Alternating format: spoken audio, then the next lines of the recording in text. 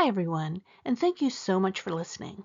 My name is Pat Tully, and the title of my talk is The Ties That Bind, A Short History of Ketchikan Service Clubs, as presented at the Southeast Alaska Discovery Center's Friday Night Insight on April 18th, 2025. I'll be focusing on 4 organizations: the Elks Lodge No. 1429, the Ketchikan Lions Club, the American Legion Post 3, and the Rotary Clubs of Ketchikan. These and many other local organizations have contributed greatly to our community life, have strengthened and increased the ties that bind us together on this island, and have enriched the lives of its members while doing good in the world. I selected these 4 organizations solely based on the availability of longtime members to speak with me about their experiences. I apologize in advance to the myriad of other clubs and organizations that enhance our community and make a positive difference in the lives of our residents. I want to thank Forrest Mackey of the Elks Lodge, Marvin Hill and Dick Coos of the Ketchikan Lions Club, and Hunter Davis of the American Legion, who took the time to speak with me about their organization, what it means to them, and what it does in the community. I'll start with a short introduction about service clubs in general, and follow with a brief history of the Elks, the Lions, the American Legion, and Rotary. I'll conclude with a comparison of what all these clubs have in common and how they strengthen our community. Let's get started. In researching for my last Friday Night Insight talk, I found this article published in 1903. Ketchikan's original library was founded and championed by the Ladies' Literary Club, led by Harriet Hunt. So from the very beginning, Ketchikan's community life has been enhanced by clubs and organizations led by dedicated volunteers.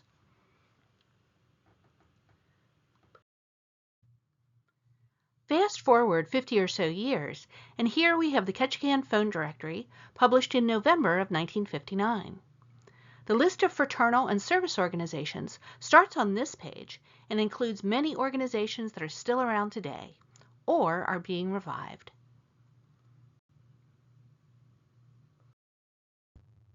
The list continues on the next page with even more familiar clubs such as the Loyal Order of Moose, the PEO, and the Sons of Norway.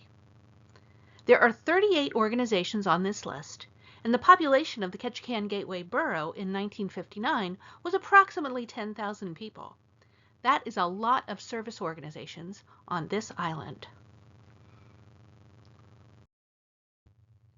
And these were and are active organizations that serve a variety of roles for their members and for the community. These roles include fellowship or social engagement. In the early 20th century, when many of these clubs were formed, the technology didn't exist to entertain or connect people virtually, aside from maybe the telephone. In the present day, we have electronic devices that link us to the internet through which we can be taught and entertained and connected to people with common interests and concerns, and do this all in the comfort of our home. But earlier technologies, radio, television, even the automobile, also made it possible to create private spaces to be connected, instructed, and entertained. If the automobile doesn't seem to fit into this list, think about it. How many people every day go from their private living space, their home, to their private transportation space, their car, to work, and then back again at the end of the day? And since the pandemic, more people are working remotely, often from home, which means they don't even have in-person interactions at work. Technology has made possible an attenuated form of social connectedness. It is just not one that's as strong or as lasting as real-life, in-person connections. The second role that service organizations fulfill is community enhancement. In the early 20th century, and this is still the case today, there were community improvements and social issues that people cared about, but that it was not possible to fund or support through local, state, or national governments. Clubs like the Manila Club, the Alaska Native Brotherhood, and the Alaska Native Sisterhood were often formed to work on a particular issue or set of issues to benefit the community. The third role that service organizations fulfill is the development of habits and practices that are essential for civic life. Service club members have in common a belief in the goals and philosophy of the club, but they often differ from one another in other important aspects of their lives. Working together, members learn to put aside their differences in order to accomplish common projects and goals. Having regular in-person contact helps members to see each other as whole human beings, to strive to understand others. These practices and behaviors, brought to bear on other situations in the community, make civic life possible and effective. And the fourth role that service clubs fulfill can be summarized as think globally, act locally.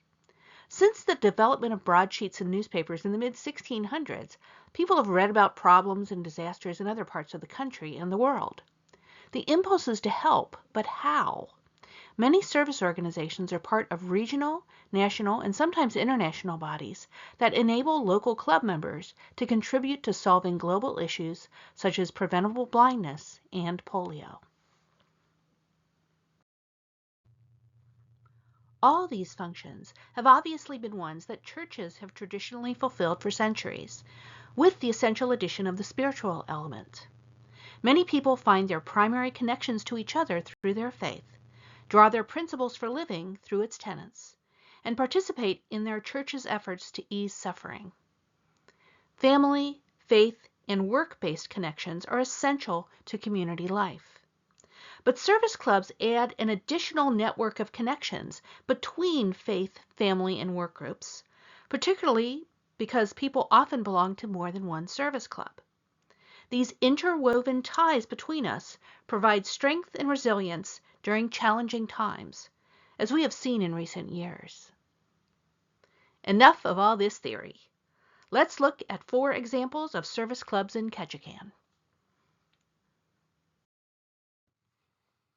We will start with the Elks. The Benevolent and Protective Order of Elks was established in New York City in 1868 by vaudeville entertainer Charles Algernon Sidney Vivian, who emigrated to the U.S. from London the year before. He brought together actors and entertainers for social gatherings, and then for mutual support in tough times. Their social evenings and benefit events quickly led to interest in founding Elks Lodges in other cities, and in 1871 the Grand Lodge was established in the state of New York, with the power to found Elks Lodges throughout the United States. Early on, the Elks provided assistance in time of disaster, raising funds to help victims of the Great Chicago Fire of 1871, the Johnstown Flood of 1889, and the 1906 San Francisco earthquake, just to name a few. The Elks also have a long history of supporting and celebrating the accomplishments of young people via awards for outstanding community involvements in sports activities and scholarships. And the Elks support veterans at all levels through fundraising events, memorials, and activities at veterans hospitals and other facilities. The Elks mission statement: to inculcate the principles of charity, justice, brotherly love, and fidelity, to recognize a belief in God, to promote the welfare and enhance the happiness of its members, to quicken the spirit of American patriotism, to cultivate good fellowship, to perpetuate itself as a fraternal organization, and to provide for its government. The Benevolent and Protective Order of Elks of the United States of America will serve the people and communities through benevolent programs, demonstrating that Elks care and Elks share. On the Our Mission page of the website is the following description of membership. The Order is a non-political, non-sectarian, and strictly American fraternity. Proposal for membership in the Order is only by invitation of a member in good standing. To be accepted as a member, one must be an American citizen, believe in God, be of good moral character, and be at least 21 years old. Ketchikan's Elks Lodge No. 1429 was chartered in 1922 with an impressive 118 members.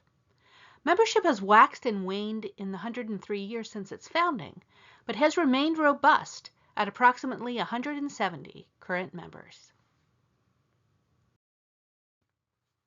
From its earliest days, the Ketchikan Elks Lodge has been enormously active, with members connecting with other lodges through regular trips to Juneau, Sitka, and other cities.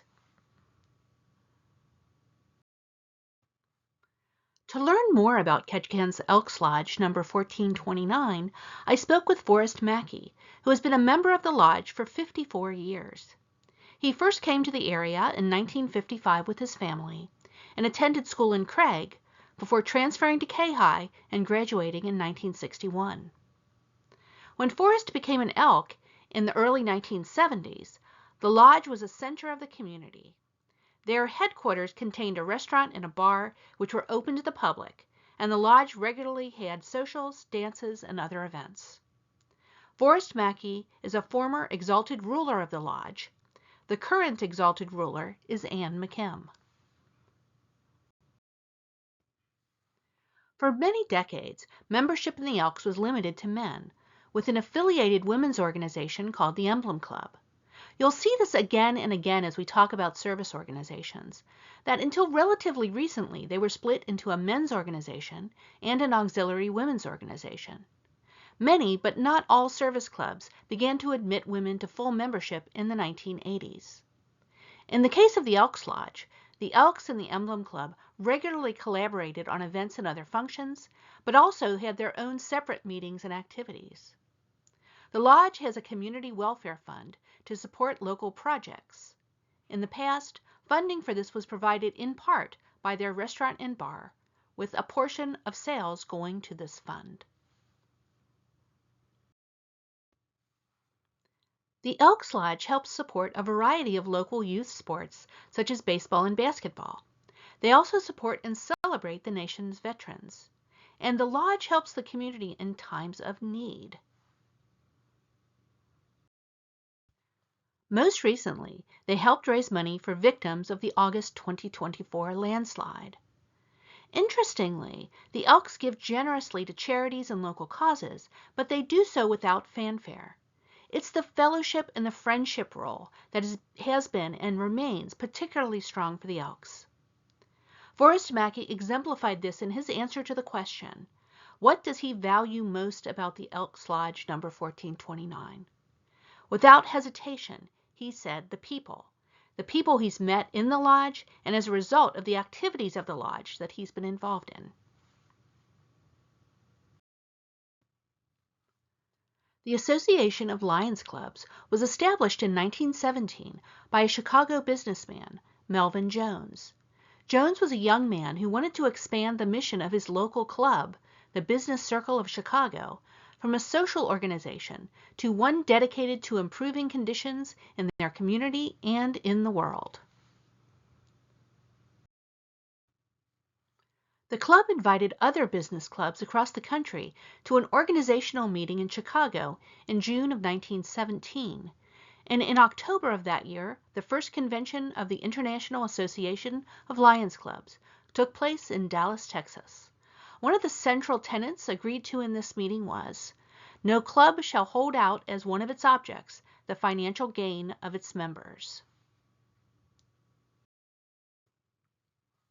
At that time, there were a total of 800 members of the association. After the first few years, membership was restricted to men, and separate but affiliated lioness clubs were established for women.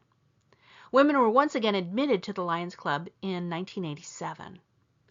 In 1957, Leo clubs were created for young people to provide an opportunity for leadership development by volunteering.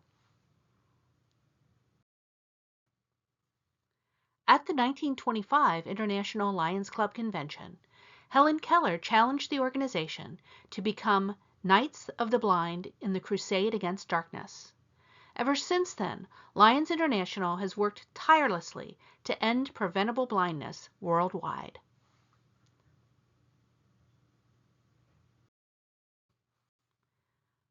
But vision is not the only cause that Lions support.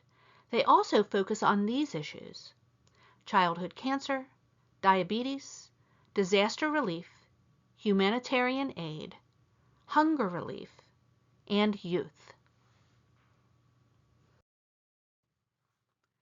Now let's talk about the Ketchikan Lions Club.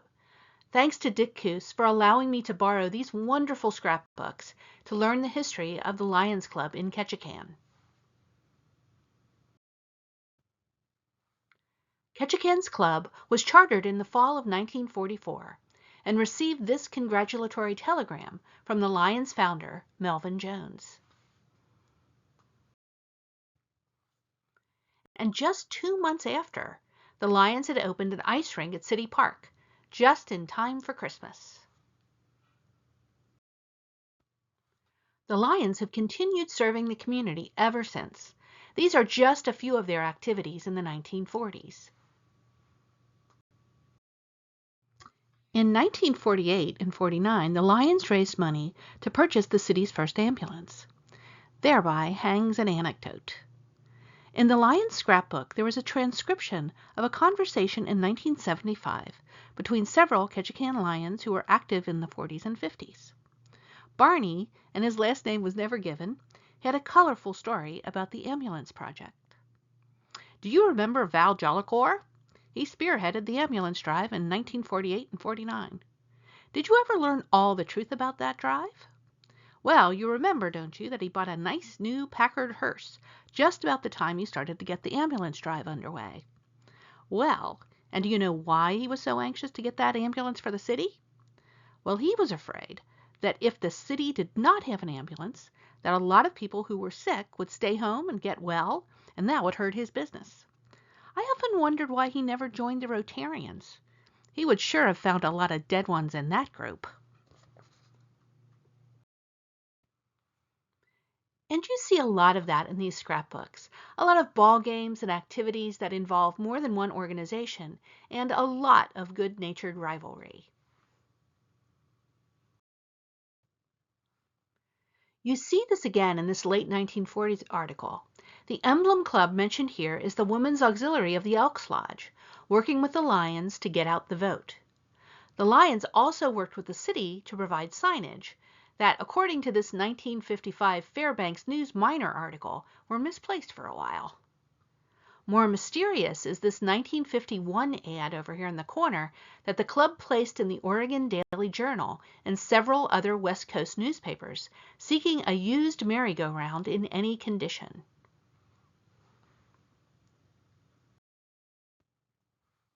Longtime Lion Club members Marvin Hill and Dick Coos spoke to me about the club and its activities. These include the building and maintaining of many Ketchikan bus shelters, so children are not standing in the rain waiting for the school bus. Their 4th of July activities included for many years the Queen competition, and of course the annual 4th of July fireworks.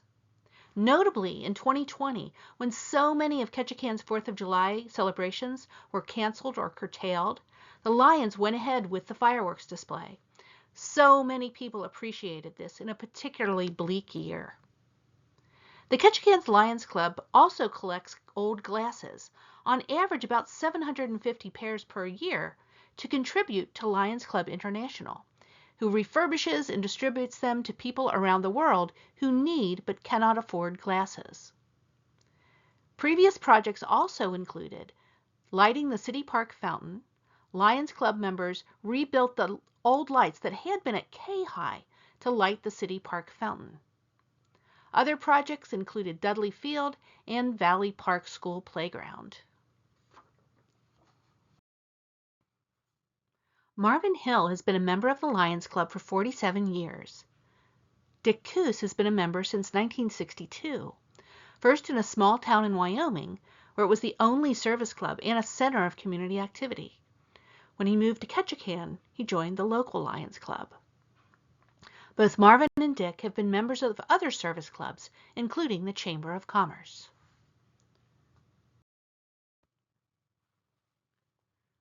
The American Legion was chartered by Congress in 1919 as a patriotic veterans organization. Focusing on service to veterans, service members, and communities, the Legion evolved from a group of veterans of the Great War, with a few Spanish-American veterans as well, into one of the most influential nonprofit groups in the United States. A side note, preceding the American Legion by several decades was the GAR, the Grand Army of the Republic, which consisted of veterans of the Union Army who fought in the Civil War. It was established in 1866, the year after the war ended, and at its zenith in 1890, it had 410,000 members. It has been described by Stuart McConnell in his book, Glorious Contentment, as the most powerful single-issue political lobby of the late 19th century, securing massive pensions for veterans and helping to elect 5 post-war presidents from its own membership. To its members, it was also a secret fraternal order, a source of local charity, a provider of entertainment in small municipalities, and a patriotic organization. It had thousands of local posts, which were loosely organized into a department for each state. Like the GAR, the American Legion is a veterans organization founded the year after a major conflict, with local posts and state departments, to advocate for veterans, support community projects, and effectively serve as a community center in many towns. The crucial difference between the GAR and the American Legion is that GAR membership was restricted to Union veterans who served in the Civil War, and it officially dissolved with the death of the last Union veteran, Albert Wilson, in 1956. The American Legion was organized for all veterans, regardless of where and when they served. This is from the American Legion website. If you have served at least one day of active military duty since December 7, 1941, and were honorably discharged, or you are still serving active military duty honorably, you are eligible for membership with the American Legion. American Legion posts are organized into 55 departments, one each for the 50 states, along with the District of Columbia, Puerto Rico, France, Latin America, and the Philippines. There are 4 segments of the American Legion family. One is the Legion itself. Another is the American Legion Auxiliary, consisting of male and female spouses, grandmothers, mothers, sisters, and direct and adopted female descendants of members of the American Legion, including those who are veterans themselves. A third segment is the Sons of the American Legion. Members are males of all ages whose parents or grandparents served in the U.S. military and were eligible for American Legion membership.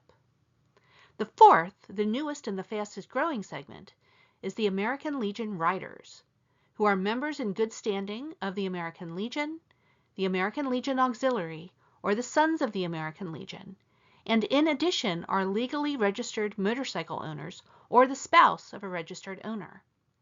The Riders are known for their charitable work in their communities and around the country.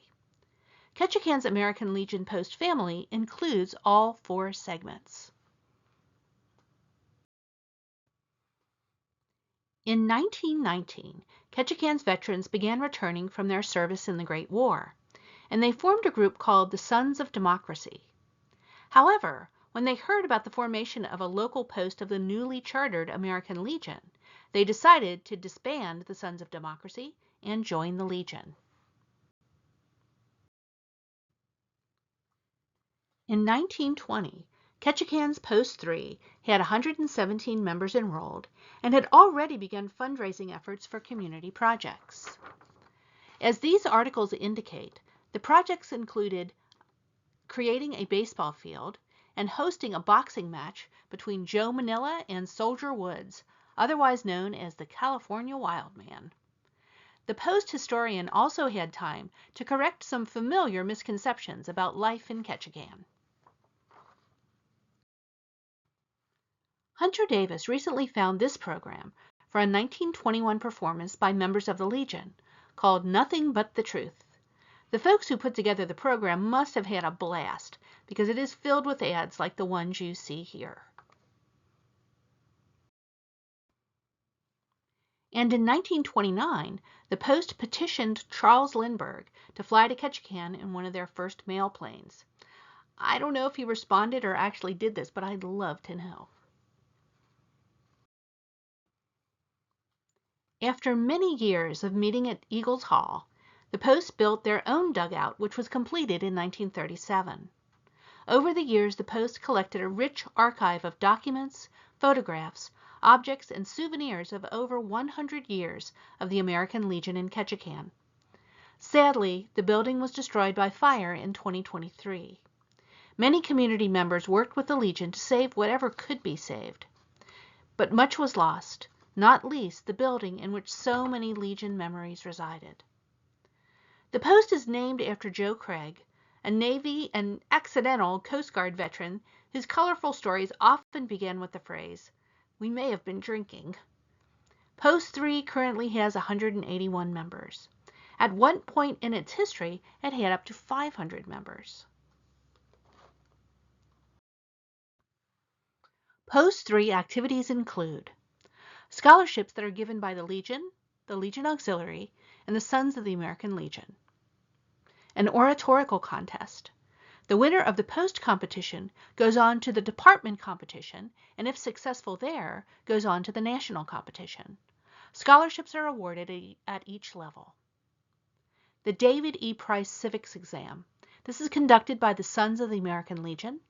It's a difficult 90-question exam, and this year there were 13 local young participants. There's a Marksman's Challenge. The Legion also hosts traveling service officers.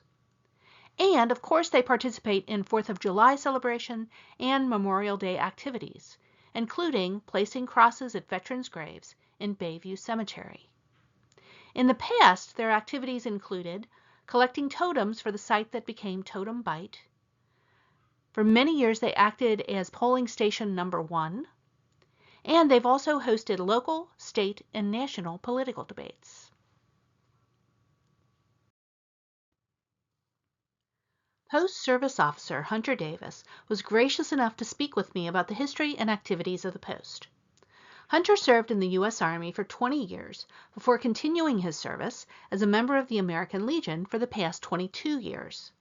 He has served as Post Commander, and in his current capacity, he helps veterans navigate the sometimes daunting array of veteran services, working with them to fill out the appropriate forms and contact the right offices.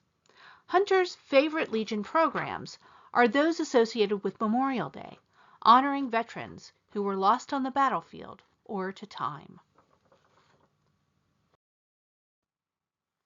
In addition to the loss of its building, another challenge for the Post is the loss of members over the years. This is very common among service clubs, and in part may be due to the expense in time and money of being a member, and particularly of serving the organization at the department or national level. Davis particularly noticed the cost of travel and attendance at department and national conventions. Legion conventions often last 6 to 7 days, which prevent many veterans with jobs and young families from becoming more active. Davis noted that the American Legion is an organization run by retirees, and this too is shared by many service organizations. Despite these challenges, Ketchikan's American Legion Post 3 is still going strong in serving its members, all of Ketchikan's veterans, and its community. The fourth and final service organization I'll talk about are Ketchikan's Rotary Clubs. We have 3. This is the club I have firsthand experience with, having been a Rotarian for 15 years, first in Middletown, Connecticut, and now in Ketchikan.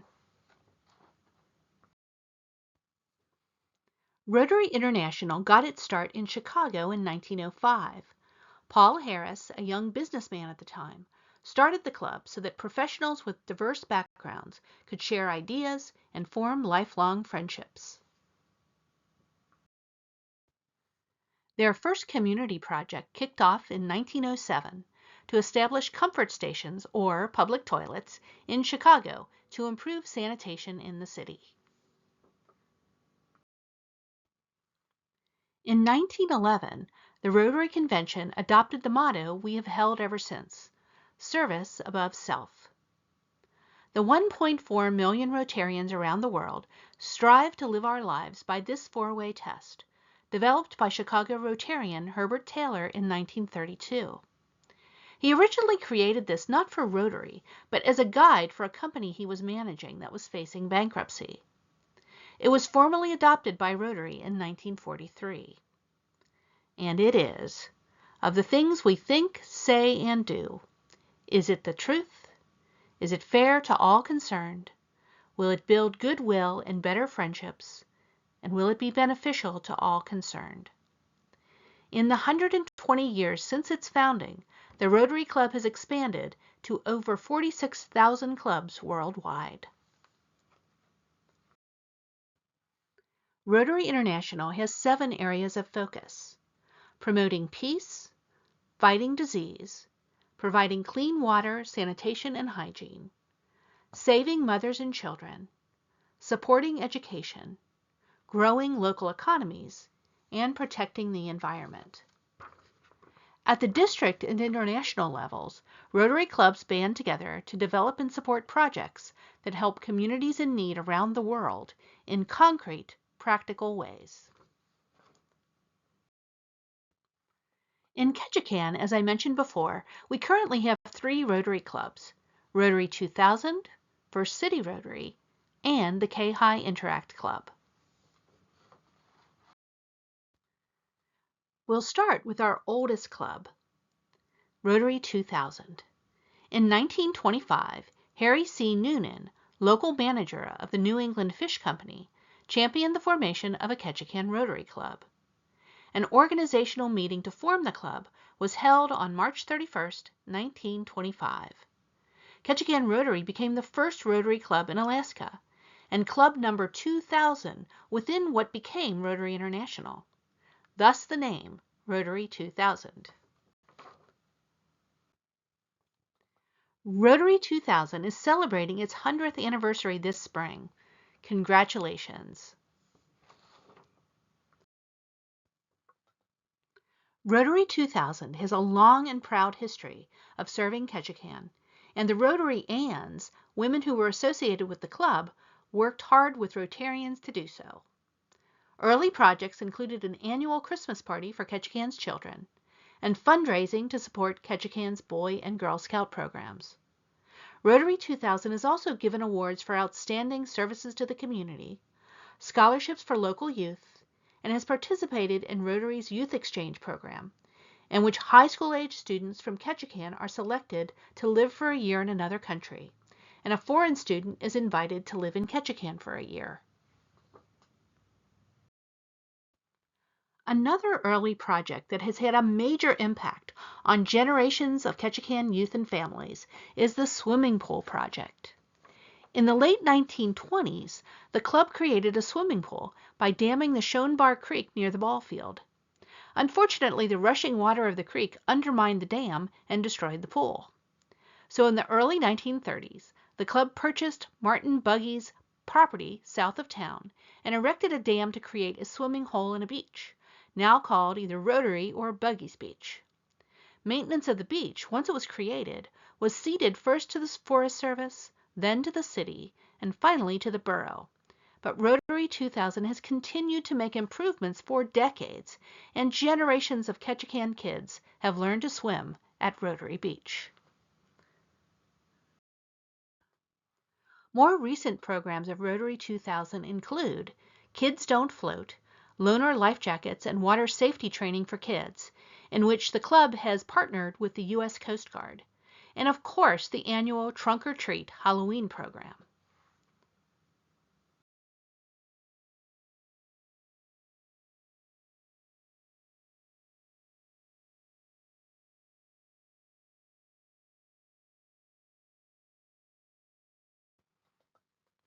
Our second club, First City Rotary, was established in 1988 as Ketchikan's Thursday Morning Club. Rotary 2000 meets on Tuesday at lunch. First City Rotary has developed its own set of activities over the past 35+ years. These activities include scholarships, vocational and college scholarships for local young people. We've participated with Rotary 2000 in Rotary's Youth Exchange program. For many years, we've distributed dictionaries to all of Ketchikan's third graders. And First City Rotary has an annual signature project that usually involves the installation of a bench, a shelter, or some other physical improvement somewhere in the borough.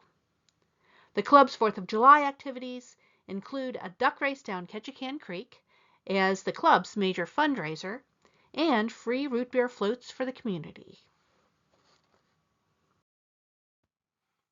The newest Ketchikan Rotary Club is the K-High Interact Club, which was established about 15 years ago. Members are aged 13 to 18, and the club is very active, with annual programs that include the Thanksgiving Pie Auction, with proceeds going to the Pioneer Home Activities Fund, the Family Candyland Dance, which used to be the Daddy-Daughter Dance, the Splash of Color Run at Word Lake, with the Ketchikan Wellness Coalition to raise money for mental health awareness and suicide prevention. And for several years, the Interact Club has teamed up with TAFCOM, a non-governmental charitable organization, and has raised money to help build and furnish a school in Tanzania. The District 5010E Club was established in Ketchikan and now serves as a virtual club for the entire district. All of these Rotary clubs regularly work together on local projects, team up with other local organizations, and also have projects that they do on their own. Conclusion. So what do our 4 examples of Ketchikan service organizations have in common? One is that they all have a strong fellowship component. Members have a lot of fun and camaraderie, they celebrate each other's achievements and support each other through hard times. There is something about getting together in person that is powerful and uplifting. Another commonality is that each organization has a mission that includes community improvement or assistance. The specific projects that each club undertakes are different, but community outreach is a core function.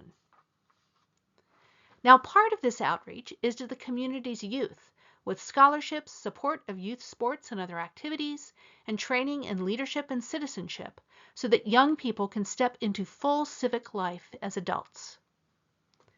And a last common element of these organizations is reaching beyond our community and supporting efforts to improve the lives of people elsewhere in the country and around the world. Again, these are all elements that service clubs have in common with local churches. What service clubs bring to the table is creating ties between faith, family, and work groups by focusing on their specific goals and mission and avoiding topics that can be divisive. So all of these clubs either explicitly or implicitly discourage talk about religion or politics in their get-togethers. And I know the fastest way to suck the air out of the room in a Rotary meeting is to start talking politics. It does happen from time to time.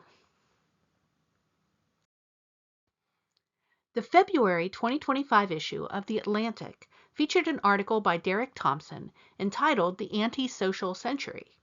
In part, this was an update to the book, Bowling Alone, The Collapse and Revival of American Community, written by Robert Putnam and published in the year 2000. In Bowling Alone, Putnam provided a history of American participation in activities with a social component, including church attendance, private get-togethers, and all kinds of clubs and volunteer organizations. As many Americans found themselves with more leisure time in the early decades of the 20th century, participation in community activities increased, and this peaked in the 2 decades following the end of World War II. This was followed by a steady decline in participation in community activities for the rest of the 20th century, even though the average American's leisure time increased over that same period.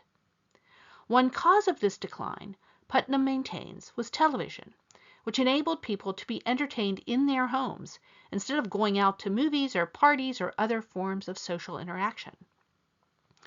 In the article, The Anti-Social Century, Thompson describes the 21st century's acceleration of the trend toward spending leisure time alone or with immediate family, instead of hanging out with friends or participating in other social activities outside the home. Thompson asserts that the ubiquity of smartphones and the internet has provided many people with a virtual form of social engagement that is a pale imitation of, in real life, in-person social activities. In addition, the fact that people can be selective in who they interact with online can lessen their ability to work with others toward a common goal, even when they disagree with them in many ways. In this way, we've become less tolerant, less resilient, and less civic-minded. So what does all this have to do with Ketchikan service clubs? In our small community, we see the same trends described in Bowling Alone and in the Antisocial Century. But we also see, everywhere throughout this island and in the lives of our residents, the positive impact of people working together in person to enrich and improve our community.